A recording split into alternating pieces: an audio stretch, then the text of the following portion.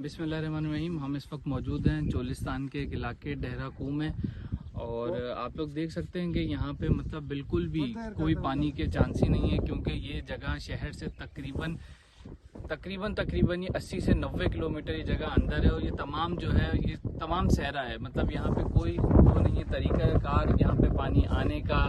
ये लोग खुद जो है मतलब तकरीबन 3 साल हो चुके हैं इस जगह पे बारिश नहीं हुई है, और अभी हम इस वक्त मौजूद हैं डेहरा कू में, और इसके आगे जो दूसरा शहर है वो है अंगत्रा, और उसके अभी हम यहाँ तक तो एक नॉर्मल गाड़ी से पहुँच चुके हैं, लेकिन अंगत्रा के लिए हमें 4x4 का इंतज़ाम करना पड़ेगा, क्योंकि वहाँ पे नॉर्मल गाड़ी नहीं जा सकती।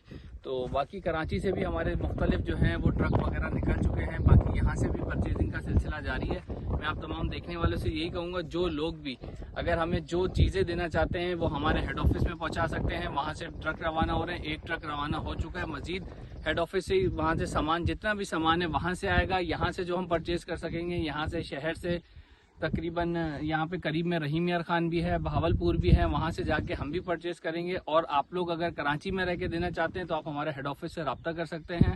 हमारे हेड ऑफिस का नंबर है 021363411059। अभी हम लोग यहाँ पर हैं। अभी जब 4x4 आ जाएगी तो इसके अलावा अंगत्रा और आगे बॉर्डर तक जितने इलाके हैं इंशाल्लाह फिर वहाँ की तरफ रवाना होंगे। हम इस मौके पे DC बहावलपुर इरफान अली साहब का और ADC फारूक कमर साहब का शुक्रिया अदा करते हैं कि उन्होंने हमें भरपूर सपोर्ट की।